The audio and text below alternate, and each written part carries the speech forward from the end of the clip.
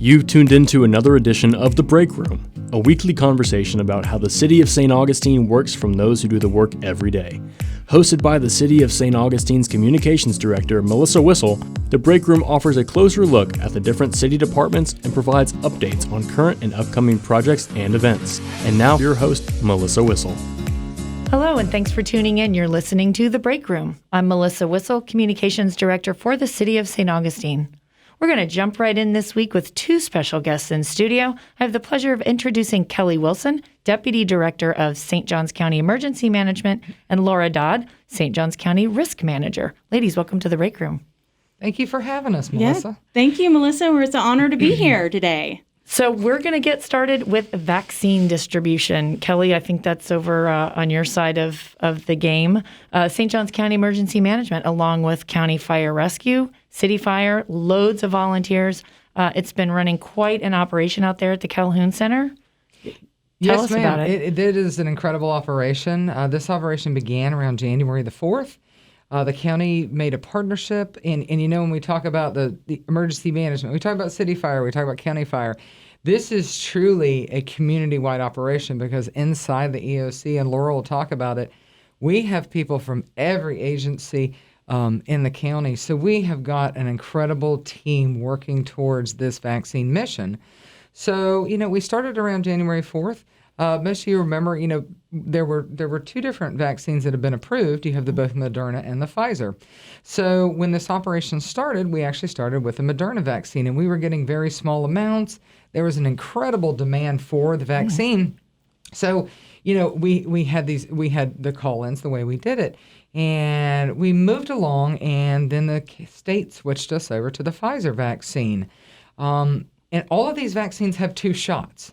So it makes the situation a little more complicated where, you know, usually you get your flu shot, you go in, you get your flu shot, and you move on. Right. Well, with these vaccines, they all require you to get 2 shots. So our operation is basically double because we have first shots and we have second shots.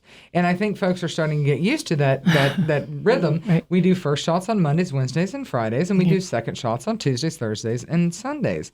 And there's that 21-day interval. So there are all these things that we have learned. We have adapted. The site has become wonderful, serving the community. And I think one of the big things that I wanted to talk to you about is, so we're following the governor's order. And the governor at this point has said, we're going to do folks that are over 65 and are healthcare workers. And you know, you have the long-term care folks. Those are folks that live in like a nursing home or an assisted living facility.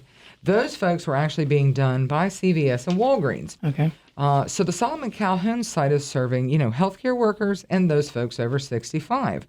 So we've been running this operation now for 7 weeks, about 7 weeks. I think at this So point. combined, and in this process, we've opened up, you know, there's been, you know, Publix has opened up to start giving vaccines. There's Walmart's in Jacksonville. So the exciting number, and this would have been as of, you know, a couple of days ago, but we are, as of February the 21st, we were at 70% of our over 65 population in this county that has been vaccinated. Over 70%. It is just a little, slightly over 70%, and that was as of, you know, That's that was incredible. February 21st. So yeah, that's an incredible number, especially to think about folks that have been vaccinated. So 70%, and you know, the over 65, the reason the governor started with that is because those are the most vulnerable to this illness. So we are working through and our healthcare workers a little bit more difficult to get a good percentage on them because they're identified by age group, not necessarily occupation. Right. But I can tell you that, you know, we have gone through lists. We have called doctors. We have called all of those healthcare providers to ensure that we are getting their folks in as well. You know, and we're hitting these huge percentages. And, you know, a lot of people like numbers, but the actual numbers of folks that have been vaccinated, some may have only have first dose, some have 2 doses, but we have actually vaccinated countywide. This is not just Solomon. This would also include the folks from Publix, is 52,386 people. Oh, wow. So that's an incredible number of people. 38,628 folks over 65. Wow. So of that population, which is about 55,000, you know, it's 70%. So we are really making a huge dent in that very vulnerable population. That's a really big number, too, if you consider. I can't imagine there's many that wouldn't want it, but there will be a portion of folks that just won't get it. So if you consider 70%, That's huge. And Yes. and tell me, I have not been able to get out to see the center, to see the Solomon Calhoun Center, but I hear it is a well-oiled machine. Absolutely. And it is just a great response on Facebook, social media. You guys are getting great compliments. So I'm glad to see it working. Yes. How is it going out? How does it go when I get there?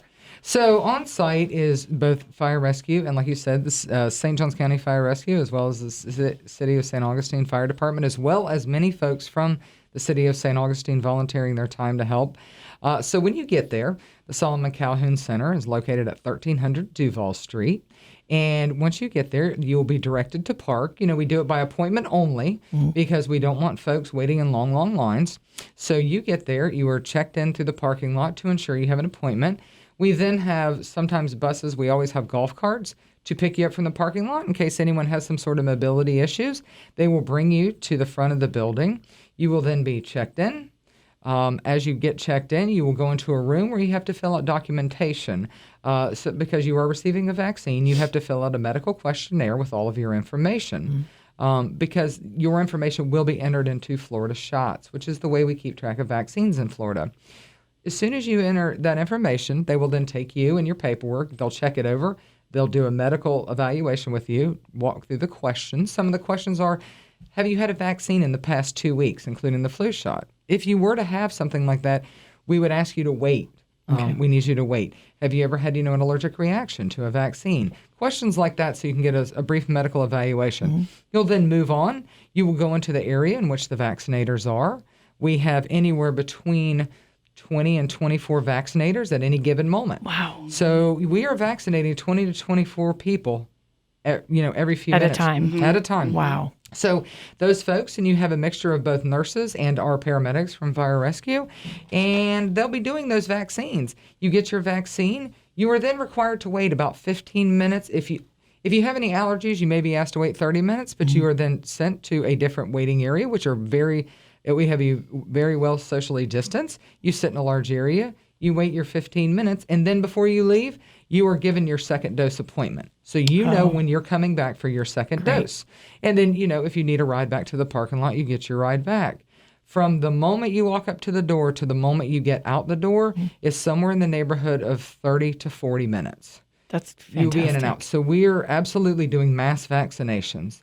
And the more folks we can do, the faster we all get through this COVID-19 pandemic is the way we're looking at this. That's incredible, Kelly. That's a great summary of what to expect when you get out there, and I've heard great things. I'm going to do a quick identification here. You are listening to The Break Room. I'm Melissa Whistle, Communications Director for the City of St. Augustine. Today we're talking vaccines with Kelly Wilson, the Deputy Director of St. Johns County Emergency Management. And now we're going to switch gears and talk a little bit about the Emergency Operations Center with Laura Dodd, our Risk Manager for St. Johns County. Laura, thanks for coming in. Thank you. Tell us about the EOC. Oh, my favorite place, the EOC, the home away from home for now. We basically have moved into the EOC and activated it, last year in a March timeframe. And wow, have we changed missions throughout that process. One thing that we're really excited about is Kelly was telling you about the appointments. So call center is all about how do I get my appointment? That is the number one question. So big changes now. We're so excited to announce our new registry system. Okay. So this was born out of both the ideas from the Board of County Commissioners and the county administration. They wanted an easier process for our population to get an appointment. Okay. So before they had to either call in or they had to go online and register that way. So our MIS department has diligently formed this brand new system for us, and we're so excited about it. So what it is a vaccination appointment pre-registration system. So it's a little different this time. Okay. So what someone will do is now we have opened up the lines that they can go online now and pre-register their information. Anytime. One call. 24/7 they can go online. So as long as there's availability. And I'm not waiting for that window of Thursday at 9, and That's everybody right. is So a it's a little mad different, scramble. right? Okay. We are limiting it to 6,000 participants at a time for the time being. Let's see how that works, because we want it to be a fresh list, because we're not the only place in town that they can get the vaccination, right? We have plenty of partners available. We have Publix and Winn-Dixie and Walmart, other places that are coming online and helping us get it, and when we get the certain amount of doses, we want to be able to share it. So we want that list to be fresh. So that's really the reason for the limitations in the numbers. But it's so easy. All they have to do is go on, and it doesn't even have to be themselves, because let's face it, a lot of the people that are 65 and older have grandmothers and grandfathers that have difficulty with the technology. So it can be that grandson, that granddaughter, the daughter, the son, the best friend that goes in and registers, as long as they have that pertinent information. It's simple. It's their name, it's their address, it's their date of birth, and a couple of simple questions of what would be filled out in their consent form when they get to the actual site for it. But so so my call center, or our call center, as I like to say, this absolutely wonderful group of people, and they all are county employees that have been reassigned to come and assist their citizens and fellow members of the public. Exactly what you're just saying, the EOC, it's not like there's different staff. These are people that have other jobs regularly, such as yourself. As risk manager, this is one of those other duties as assigned. You oversee that help desk, the call center. That's your baby. That is my baby, absolutely. And I have the most dynamic team. And every time they show up, I'm just so happy. I'm just so happy that they're there, because it's not an easy job to sit there and answer a phone for 9 hours a day.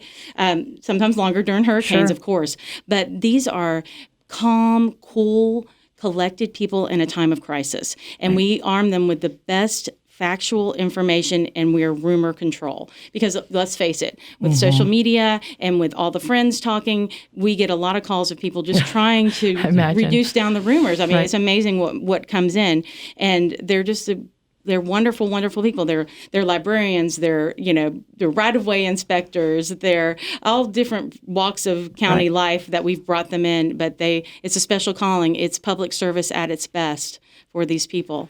So the call center is where I call if I'm having trouble.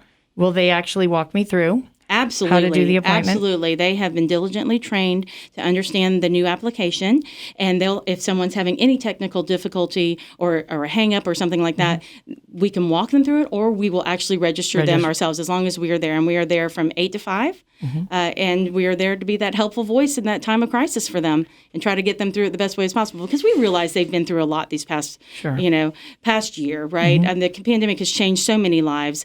And I tell the teams all the time, look, these are people that just want their lives back. They want to hang out with their grandkids. They miss their families. They miss their friends. And so it's okay if they're upset, right? Because we get a lot of tears, a lot of jeers, but then we get a lot of compliments at the end, because we've been that helpful voice for them that helps them in that time when they really need somebody. And a lot of them are lonely, and they just need someone to talk to. So I always tell them, just call us back. If we can't answer what you're saying right now, then call us back and talk to us again, and maybe we'll have a better answer for you next time. But I'm really excited about the new application that's available. And the pre-registration puts me in a queue? It does. It puts you in a queue. So it is as first come, as you register. And then once we open up an event, which would be the times for the next vaccines, they will get an automated call that lets them, it will call the number that they registered with. And the automated says, we now have appointments available. And it specifically says the first 3 letters of their name, and then it says, we have this certain time available for you. And at that point, the person can either accept the assigned time, they can decline the time of that particular appointment. They can request to be removed completely. So let's say they got it at another place. They got it through Publix, or they got it through Walmart or something, or maybe to Duval County or something like that. They can actually opt out, because that's what people would want to do. I don't want to be bothered with another phone call. I'm all good. So that's great. They can do that selection too. Or they can always ask for a call back from our call center. And then we will call them back and then talk to them about their current situation and see how we can help best. So I do get a human interaction there. It's not automatic. You will. It's not automated. We try to do the automated just to cut the simple, easy, oh, yes, that's great. I will finish out the call. I will finish out the request. And then, but absolutely, we will always want them to call the call center so we can help them if they have any difficulties. Excellent. Well, I hate to cut this short. I do want to make sure that in closing that we remind our listeners about the emergency alert system that we did have set up. Absolutely. And remind me of that.